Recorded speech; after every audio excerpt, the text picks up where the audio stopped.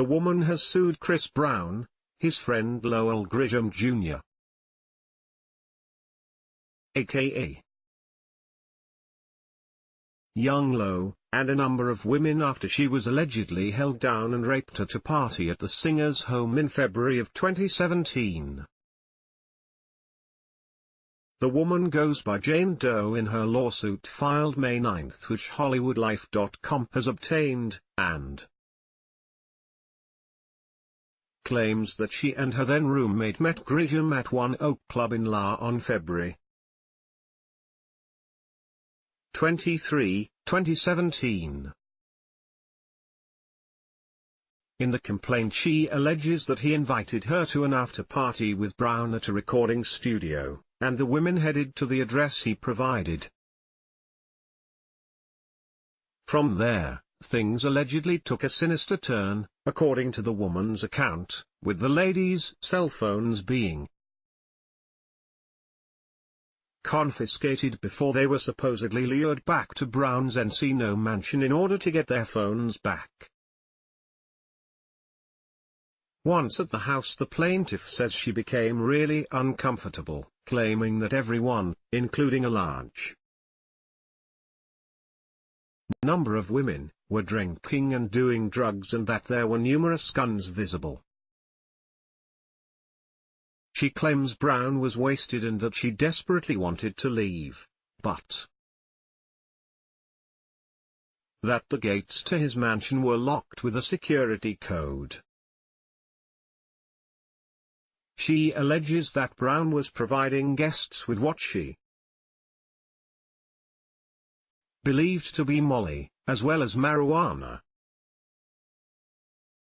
She also claims that Brown gave each female party guest a clear pill with white powder, telling them they would have a good time. Jane Doe then alleges that Grissom lured her and her roommate up to a bedroom that contained 4 large beds and that Brown then entered the room with the 3 of them, even though the plaintiff says she told them she did not want to engage in sexual activity. At that point, a woman named in the lawsuit as Doe X, who she believes once toured with Brown, entered the room with some other women. Jane Doe says Brown then turned on a big screen TV with hardcore pornography playing, while Doe X forced her to have oral sex with Grissom. She then claims the woman took off her clothes, shoved the victim onto a bed and straddled her face with her crotch, allegedly forcing the victim to have oral sex with her. She claims it was that point she made the horrifying discovery that the woman had her period, bleeding all over her face. The complaint alleges that while Doe X was forcing her naked crotch on the victim's face, Grissom allegedly simultaneously molested her bottom half using his hands and mouth. Thus Jane Doe claims she was being sexually battered by 2 people at the same time. She then goes on to claim that Doe X then forced her into a bathroom where the victim made the gruesome discovery that her face was covered in blood from the woman's period. At that point she claims Doe X forced her to a shower. When the victim fled the bathroom, she claims Grissom chased her down, pinned her to a bed and raped her. Jane Doe says that she begged for her phone back and that Grissom told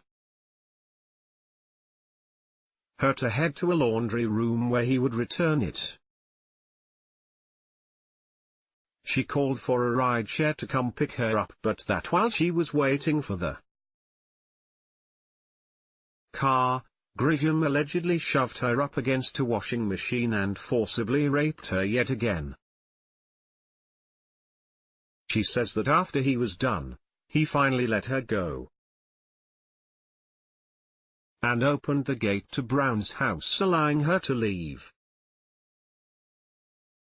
She claims she then went to a rape treatment center and called the police, where she reported what had happened to her. We've got all of the details in there. Shocking court documents you can read here. In a statement, the victim's lawyer Gloria Allred claims, "This is one of the most horrific cases involving alleged sexual assaults that I have ever seen, and our client Jane Doe has been severely traumatized by what she was forced to suffer." She added that the victim filed their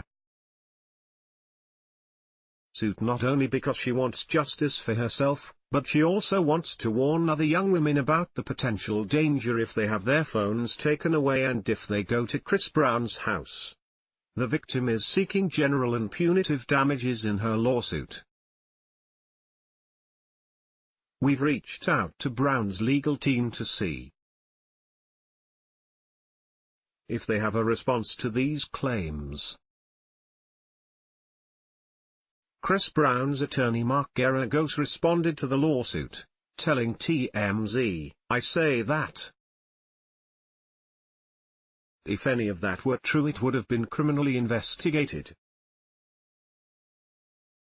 Obviously it was, and it was rejected.